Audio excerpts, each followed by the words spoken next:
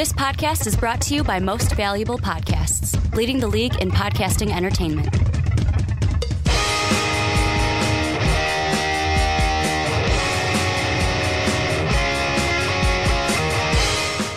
What's up, everybody? Ricky Widmer here, along with the Mark Weber. Dub them ease. And we're back for another edition of the Onside Kick right here on Most Valuable Podcast, your one-stop shop for all the best news and analysis in the world of the NFL. And it's Super Bowl week, Mark. We are finally here. The season is over. Yep. Our season is officially going to be over after this Sunday. We got two teams left. We got the Eagles. We got the Patriots. We're going to be previewing the Super Bowl today, and then we're also going to be taking a look.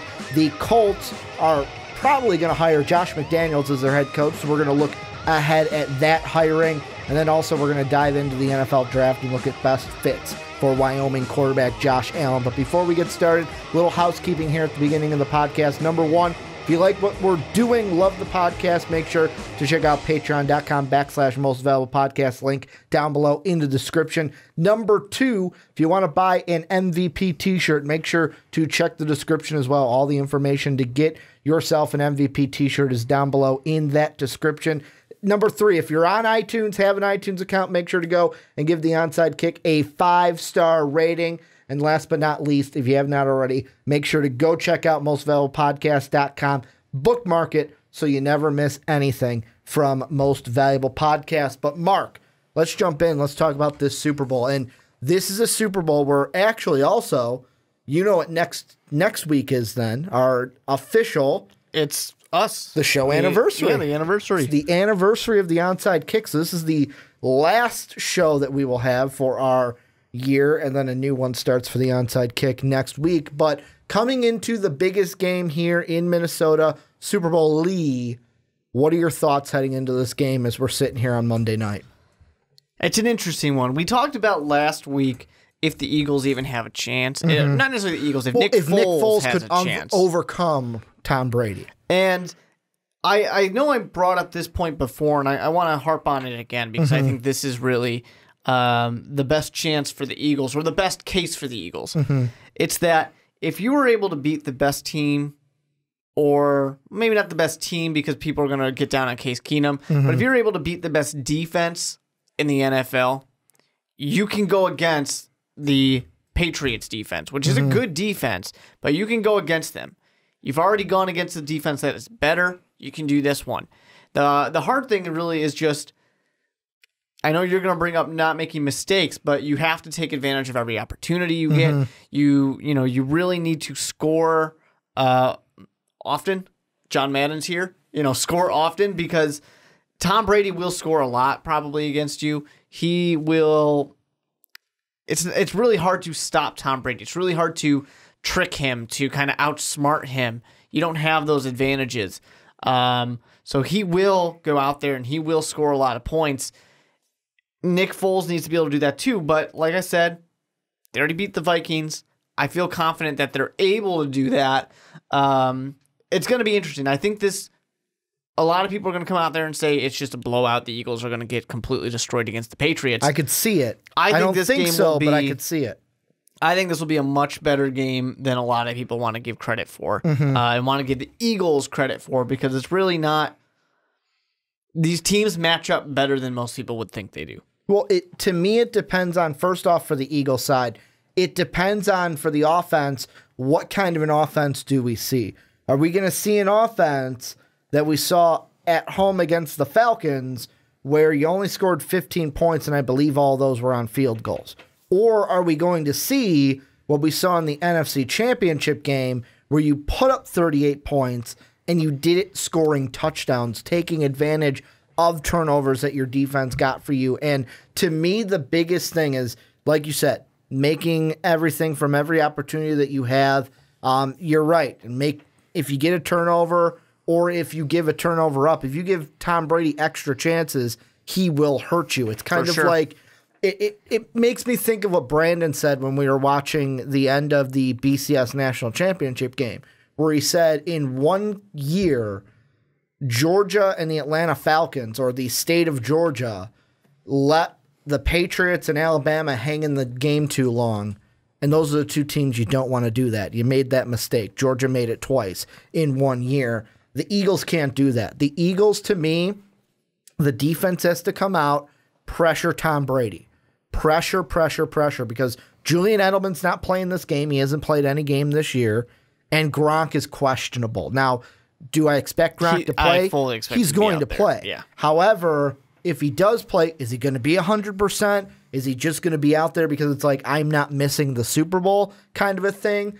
And for the Patriots, just keep doing what you're doing. Like, this team has the blueprint to win any Super Bowl that they are in. The only Super Bowls that they have lost are against the Giants, and let's be completely honest. The first one was they lost because of a freak catch by David Tyree that put them in a situation, them being the Giants, to win that game. And then in the second one they lost to the Giants, Tom Brady had a Hail Mary opportunity, could have hit Gronk for a jump ball in the end zone. Gronk catches that ball, which it was very close to being. That's a different outcome as well. So in every single Super Bowl that the Patriots have been in, they've played close Super Bowls, and they've only lost 2 that were really close games. I think we got to be fair to the Eagles when we're talking about the Giants, and just put it out there that, I don't know, could be an NFC East thing. You think so? Could be. Just NFC East teams can beat the Patriots. To put that to bed, the Eagles didn't beat the Patriots the last time they played them in the Super Bowl. But Eli didn't start it. Eli started the curse. And now the NFC East curse is here. It is real. It's alive. Or it's only the Giants or Tom Coughlin teams. Yeah, too bad the Jaguars couldn't do it. So Tom Coughlin thing, that's ruled out. Some people think the refs kind of screwed him there. So yeah, people like to say that a lot about the Patriots.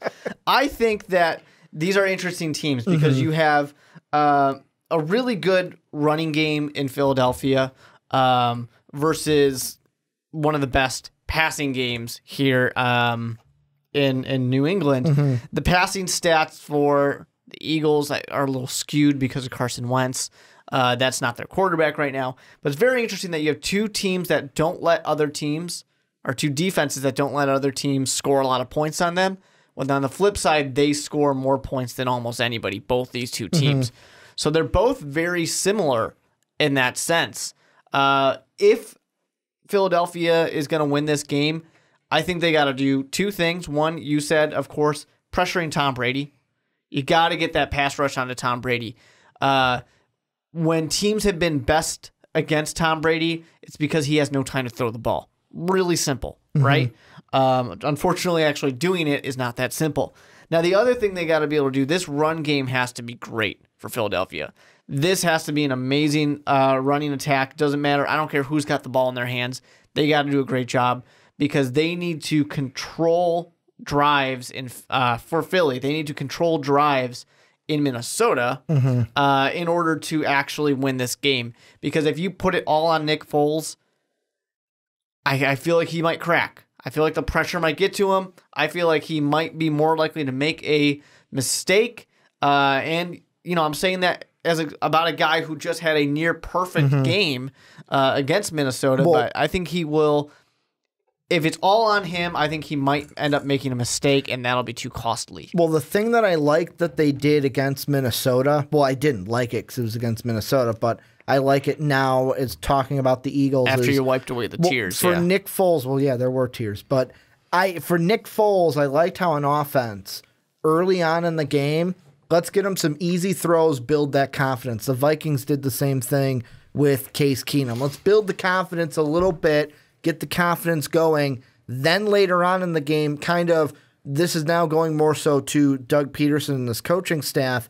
You got to pick your chances because the Eagles can't play this game safe. You're in the Super Bowl. You're probably this is a moment that should be cherished. And I'm going to get to that for the fan side for Philadelphia in a second. But for the players and for the coaches, don't be afraid to take chances just because you're in the Super Bowl. Like the one that I'm thinking about is the play where Alshon got free. Nick Foles hit him for a wide open touchdown. That was a huge momentum swing in that game against Minnesota. This is one where if you have that chance against, to me, I'm going to say a weaker defense because The Patriot defense is nothing like what the Vikings were this whole season. The Vikings just had their worst game at the worst possible time. But the one interesting thing that I read 4 days ago that Colin Cowherd posted that's completely true when you think about it with the Eagles is he put Philadelphia was rudderless 2 years ago. No quarterback, no coach, and a roster that needed to be severely tweaked, ... And now they're in the Super Bowl. So the reason why I bring that up is now I'm talking to the fans here. For the Patriots, you're just going to do what you do because you've been in this moment so many times. But for the Eagles, because I know a couple of you are probably like, I hate the Patriots. We need to win this game. Just enjoy the moment. Enjoy the moment. Enjoy the game. And I think that we're going to be now. This is a game that's hard for me because I don't want the Patriots to win because I don't want to see yet again the same team win the Super Bowl over and over and over. But also I would not like to see the Philadelphia Eagles win. I'm not going to be hiding that at all. But I think this is going to be the closest Super Bowl that we've seen in some time. I think this is going to be a game that is close all the way through and not like last year where one team gets up to a big lead, then plays conservative and allows the other team to come back and steal it from them. And that's the problem. I think we've learned that recently, that if you, whether it's last year's Super Bowl, Jacksonville just lost this game to the Patriots. If you stay conservative in the second half, if you play not to lose, you're going to lose. You have to play to win all the way out. And that's play something to win the game. That's something I think Philadelphia is going to do. Ricky, the over-under is 48. You going to take it? Yes.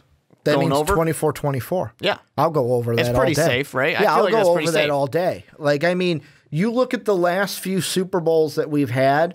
Last year's was over. I'm looking right now at the Super Bowl between the Seahawks and the Patriots. That one was over. Super Bowl 50 was, 34 points.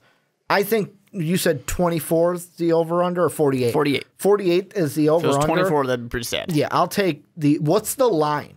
Do you have the line in front of you for this game? Not the over-under? I don't. I just had the over-under. Okay. ESPN has the line at New England -4. On the Monday before Super Bowl Sunday, I mean, that's a pretty close line. Like, it is. That is, I think that if the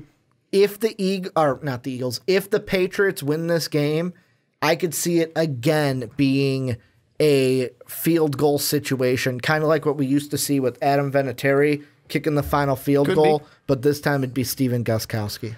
And to any Patriots fans out there who feel like maybe we talk about the Eagles more, because honestly, let's be real.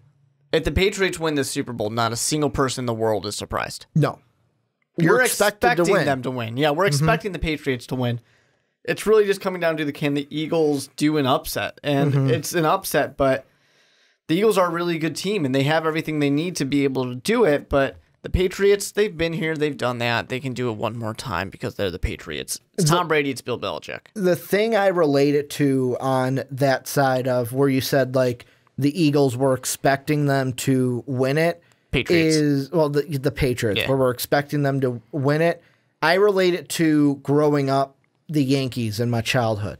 The Yankees in the 90s. Every time they made it to the playoffs, it was just expected that they were going to win. Like, and you were shocked. Like, the year that Boston came back 3-0, shocked because the Yankees don't lose. Like, the powerhouse, which is the Yankees, does not lose. And that's kind of what you expect from the Patriots, especially when you have the best quarterback in the league. It's kind of like Michael Jordan. By the last 3 finals, maybe the last 2 finals, we were all expecting him to win that 5th and 6th, but the Jazz still had to make it a series. That's what the Eagles have to do. Go ahead and make this a game. And that's why, to me, the most important part of this game will be when Tom Brady and that offense are on the field and that Eagles defense is on the field. Because if that Eagles defense can do, I'm going to say 75%, maybe even half of what they did to the Viking defense, they'll be in good shape. If they can do exactly what they did against the Viking offense, then they'll be in really good shape and could possibly win the Super Bowl in Minnesota. Well, I hope so, because, I mean, Minnesota only scored 7 points. Tom Brady only scores 7 points. You better beat him. Well, and what I'm saying is more so I'm going back and I'm harping on it because I always do, turnovers. Yeah. Are you going to force Tom Brady to make a mistake? Are you going to force one of the running backs to make a mistake, one of the wide receivers to make a mistake? Because the longer the game goes and the closer it is, Doug Peterson has proven this year that he's a pretty good coach. But the longer this game goes and the closer it is, you got to give that edge to Bill Belichick and that Patriot team that they're not going to make a mistake when we get closer to the end of the fourth quarter. Tom Brady just doesn't. I mean, especially in the playoffs. He doesn't make mistakes. So there's no reason to expect that this time he will. If you're the Philadelphia Eagles, you really have to force him to make a dumb mistake. And that's why part of me, I'm thinking you can't count on the mistakes or anything like that. You can't count on getting an interception or a fumble. It'd be great if you could, but you can't expect something like that to happen. So what you got to do is you just got to hit him a lot. Just hit him a lot. That's really, as a defense, that's what you can kind of hang your hat on of, well, we might not be able to make Tom Brady fumble. We might not be able to make him make a dumb mistake, but we sure can hit him a lot and make him kind of flinch a little bit. And here's the example I'm going to use of not necessarily go out there trying to be like Peanut Tillman and punch that ball loose, but a little swing in the Jacksonville game that New England won 2 weeks ago is the Jaguars kick a field goal in I want to say this is the third quarter. They go up 20-10. That next Patriots possession, on the third play of it, Myles Jack gets a strip fumble. He gets the fumble. The Jaguars have the ball. And you're probably thinking, this is where you make the Patriots pay. Put the foot on the throat, choke them out, don't let them get back up. What do the Jaguars do? 3 and out, and they punt. New England comes down, scores a touchdown. It's a 2017 game. The Eagles cannot, and I'm not saying they necessarily will, because let's be completely honest, I have a little bit more faith, even though I've doubted him the last 2 games, I have more faith in this Eagle offense than I do in the Jaguar offense to not go 3 and out after a moment like that. But that's the type of moment you have to, if you get a fumble, a freak fumble, and you get the recovery, take advantage of it, because every right opportunity there, you have. 3 and out punt, Patriots then go 8 plays down. What was that? 86 yards, 7 points, made it a 2017 game. Yep. Got a first seed versus a first seed here. It's going to be fun. These are supposed to be the 2 best teams in the NFL. And the one thing that I was thinking about earlier today is when they being the Eagles, when the Eagles had Carson Wentz, the thing that I told you, and I think this was during our who has the better chance to make the Super Bowl, the Steelers or the Eagles, I said the one team I would be afraid of in the playoffs was the Eagles. And I remember you saying, you don't have to be afraid of the Eagles. But I was like, but I am. Then Carson Wentz went down, and I was like, woo, we do not have to worry about the Eagles. And then I told you, let me tell you about my man Nick Foles over here. Nick Foles, man. Why do we have to worry about him?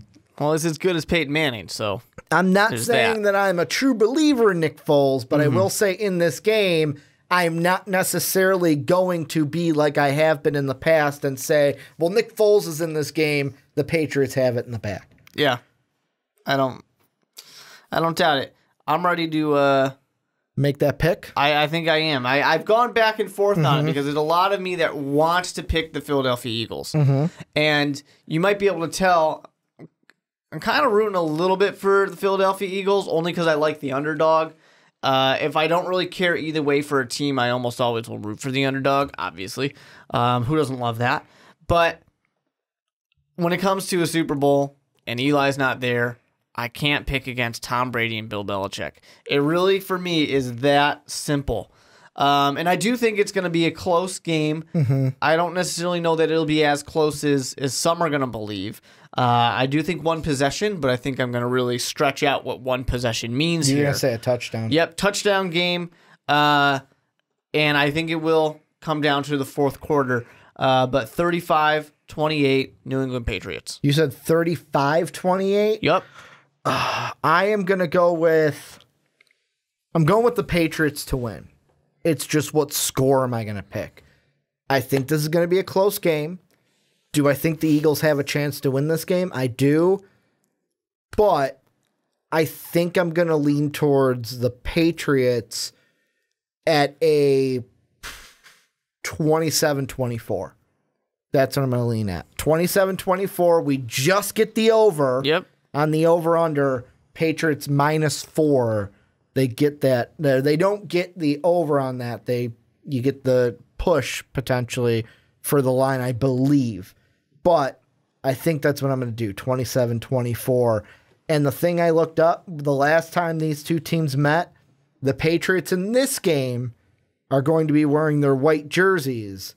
Guess what jerseys they were wearing all the way back in 2004? White. Their white jerseys. So, might not bode well for the Eagles in this one, but this is where you guys come in. Let us know what you guys think down below in the comment section. What are you thinking about this game? Who's your picks? And what's going to happen this upcoming Sunday for the Super Bowl in Minnesota? Let us know what you guys think down below in the comment section.